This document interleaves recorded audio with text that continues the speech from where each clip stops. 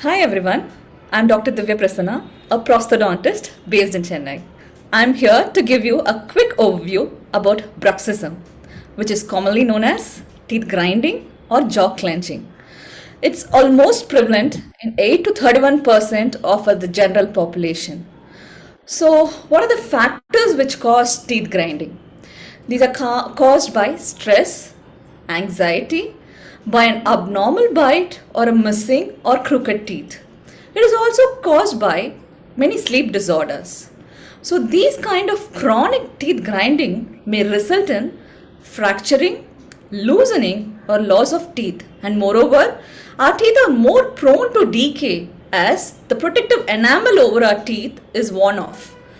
It can also affect our jaws, causing the temporomandibular joint disorders.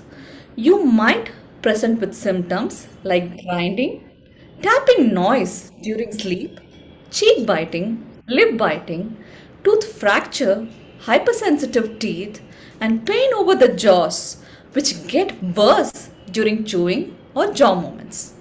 There are basically two main types of bruxism. One occur during sleep, which is known as sleep or nocturnal bruxism, and one during wakefulness, known as awake bruxism. Studies have reported that awake bruxism affects females more commonly than males, while in sleep bruxism, males and females are equally affected. So even children, there is a prevalence of bruxism. It is about 14 to 20%. Studies show that there is higher in the age group between 30 to 50 years. So moving on to the treatment of bruxism, it involves repairing the damage already occurred and attempting to prevent further damage. It includes, first and the foremost, is the stress management.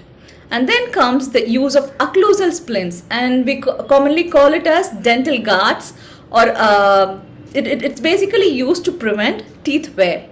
So next comes the occlusal rehabilitation, that is correcting malaligned or crooked teeth.